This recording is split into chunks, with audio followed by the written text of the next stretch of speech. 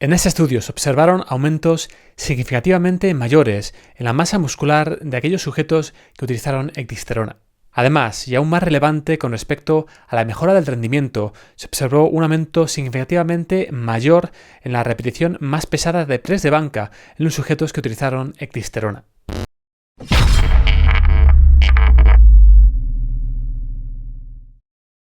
Hola a todos y bienvenidos a un nuevo vídeo.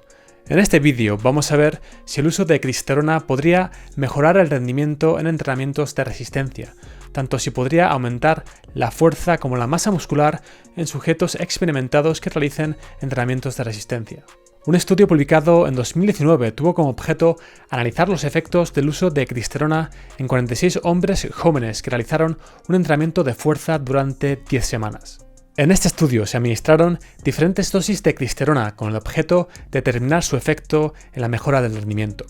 Se realizaron análisis de muestras de sangre y orina para detectar ecdinsterona y posibles biomarcadores de mejora del rendimiento. Para garantizar la especificidad de los efectos medidos, también se llevó a cabo un examen exhaustivo de sustancias prohibidas que mejoran el rendimiento.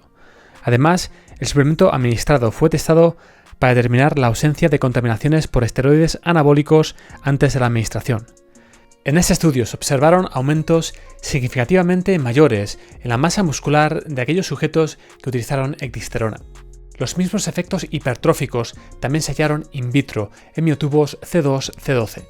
Además, y aún más relevante con respecto a la mejora del rendimiento, se observó un aumento significativamente mayor en la repetición más pesada de press de banca en los sujetos que utilizaron ecdinsterona.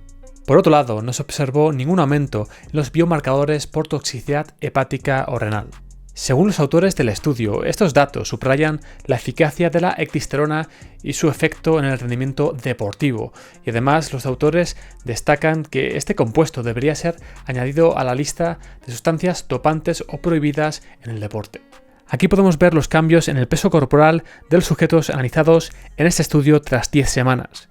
A la izquierda del todo podemos ver el grupo que utilizó placebo, seguido del grupo que utilizó 2 cápsulas al día de ecdinsterona y el grupo que utilizó 8 cápsulas al día de ecdinsterona.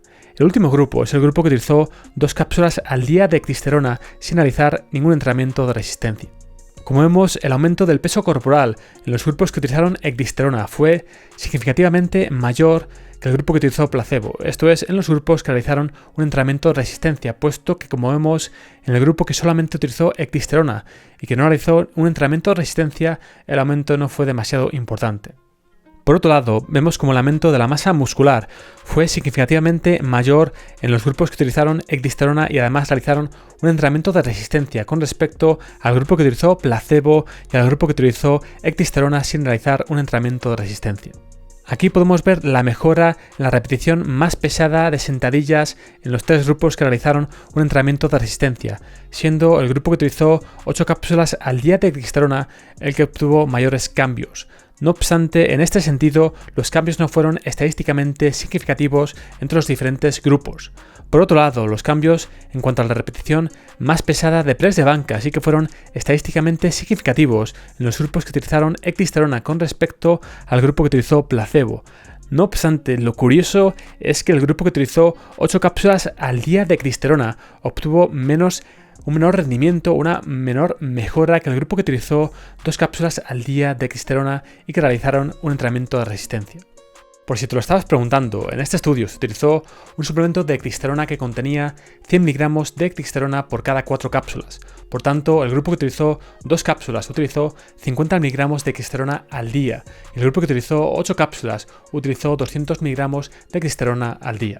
Los resultados de este estudio sugieren que efectivamente el consumo de ecdinsterona podría mejorar el rendimiento en sujetos que realicen un entrenamiento de resistencia. No obstante, lo más curioso es que los sujetos que utilizaron 4 veces más ecdinsterona, 200 miligramos contra 50 miligramos, no obtuvieron una mejora significativa con respecto al grupo que consumió solamente 50 miligramos. Es más, en cuanto a la repetición más pesada de press de banca, fue el grupo que consumió 50 miligramos al día el que obtuvo los mayores beneficios. Pero claro, esto sería si nos pudiéramos fiar de lo que decía la etiqueta del suplemento.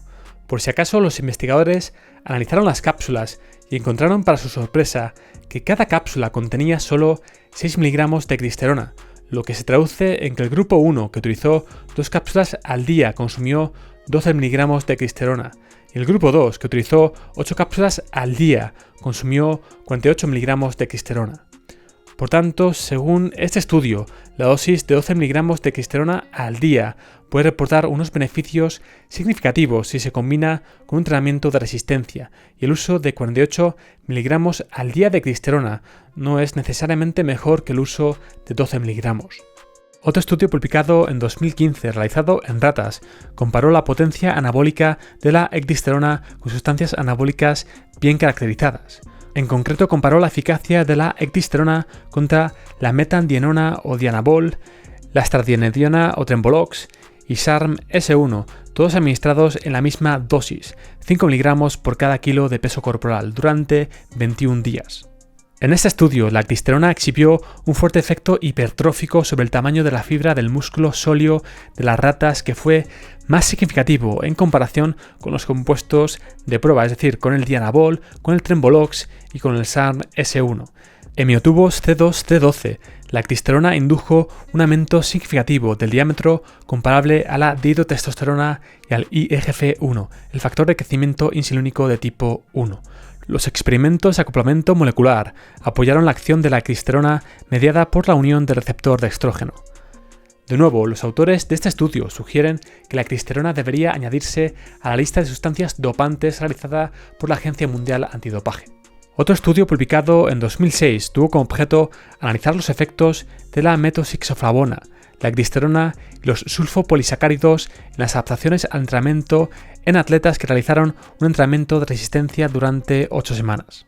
El propósito de este estudio fue determinar si estos suplementos afectan a las adaptaciones al entrenamiento o a los marcadores de anabolismo y catabolismo muscular en atletas que realizaron un entrenamiento de resistencia. Los 45 hombres analizados en este estudio fueron divididos en 4 grupos. Uno de ellos consumió placebo. Otro de los grupos consumió 800 miligramos al día de methoxyxoflavona. Otro grupo consumió 200 miligramos al día de ecdisterona. Y el último grupo consumió 1000 miligramos al día de sulfopolisacárido CSP3 durante 8 semanas. A las 0, 4 y 8 semanas, los sujetos analizados en ese estudio donaron muestras de sangre en ayunas y completaron un análisis integral de fuerza muscular, resistencia muscular, capacidad anaeróbica y composición corporal. En este estudio no se encontraron diferencias estadísticamente significativas en las adaptaciones al entrenamiento entre los grupos en las variables de porcentaje de grasa corporal, índice de grasa corporal, repetición más pesada de press de banca, repetición más pesada de press de pierna y la potencia máxima de sprint. El análisis anabólico y catabólico no reveló diferencias significativas entre los grupos en la testosterona activa, la testosterona libre, el cortisol, la relación de testosterona activa a cortisol, nitrógeno ureico, creatinina y la relación nitrógeno ureico en sangre a creatinina. Además, no se observaron diferencias significativas antes y después de la suplementación o el entrenamiento en testosterona activa, testosterona libre o cortisol. Los resultados de este estudio indican que la suplementación con methoxyxoflavona, la ecdisterona y el sulfopolisacárido no afecta a la composición corporal o a las adaptaciones al entrenamiento, ni influyen en el estado de la hormona anabólica catabólica, ni en los marcadores generales de catabolismo en hombres experimentados en entrenamientos de resistencia. Por si te lo estabas preguntando, los entrenamientos de resistencia son simplemente entrenamientos con pesas. Como ves, según el estudio que encontró una mejora significativa del rendimiento en los sujetos que utilizaron ecdisterona, parece que la dosis de 12 miligramos al día de ecdisterona podría ser eficaz al ser combinada con un entrenamiento de resistencia, y la dosis de 48 miligramos al día de ecdisterona no es necesariamente mejor que la dosis de 12 miligramos al día. Por otro lado, el estudio que sugiere que la ecdisterona puede ser más eficaz que dosis bajas de dianabol, trembolox y SARM-S1 fue realizado en ratas, y por tanto tienes que tener en cuenta que los resultados de este estudio no tienen por qué extrapolarse a los humanos. Es más, no tenemos ni un solo estudio que sugiera esto, que sugiera que la ecdisterona es más eficaz que el dianabol o el trembolox o el SARM-S1 en humanos. Y dicho esto, tenemos que destacar que un estudio publicado en 2006 sugiere que la suplementación con 200 miligramos al día de ecdisterona no supone ninguna mejora del rendimiento. Este estudio sugiere que la ecdisterona no tiene ningún efecto en la composición corporal ni en las adaptaciones al entrenamiento y que tampoco influye en el estado de la hormona anabólica catabólica ni tampoco en los marcadores generales de catabolismo en hombres experimentados en entrenamientos de resistencia. Por tanto, como ves, tenemos evidencias encontradas y por tanto necesitamos más estudios de rigor, más ensayos autorizados controlados que analicen la eficacia de la ecdisterona para poder determinar si la suplementación con este compuesto realmente supone una ventaja, un aumento del rendimiento en entrenamientos de resistencia, si la suplementación con ecdisterona podría aumentar la fuerza o la masa muscular de aquellos sujetos que se suplementen con este compuesto. Y quiero que quede claro que ni mucho menos podemos afirmar con rotundidad que la suplementación con ecdisterona suponga una mejora en el rendimiento, que pueda suponer una mejora tanto en la fuerza como en la masa muscular, y que los estudios que hemos visto que sugieren que se debe añadir esta sustancia a la lista de sustancias dopantes no han tenido en cuenta el grueso de la ciencia y no han tenido en cuenta que existen evidencias encontradas y por tanto necesitamos más estudios, como digo, que afirmen o que aclaren si realmente la ecdisterona puede suponer, la suplementación con este compuesto puede suponer realmente esa mejora en el rendimiento, esa mejora tanto en la fuerza como en la masa muscular. Actualmente existe mucho hype con respecto a este compuesto y es cierto que ciertos estudios parecen prometedores, que sus resultados parecen indicar que la ecdisterona podría ser quizás la nueva creatina, aunque hay que ponerlo en contexto, puesto que muchos suplementos que contienen ecdisterona son muy caros, proporcionalmente mucho más caros que la creatina, un suplemento que realmente sabemos que funciona, que ha demostrado en numerosos ensayos clínicos que funciona y que es efectiva tanto aumentando la fuerza como la masa muscular. Y aunque podemos ser optimistas, no podemos afirmar con rotundidad que la ecdisterona sea realmente la nueva creatina o que siquiera sea tan eficaz como la creatina. Antes de que compres y que utilices un suplemento preentreno, un producto diseñado para consumirlo antes de entrenar y mejorar tu rendimiento en el gimnasio, tienes que ver este vídeo de aquí, donde explico dos cosas que nunca te dicen las empresas de suplementos con respecto a estos productos. Y por otro lado, si quieres ver más vídeos como este, suscríbete al canal aquí.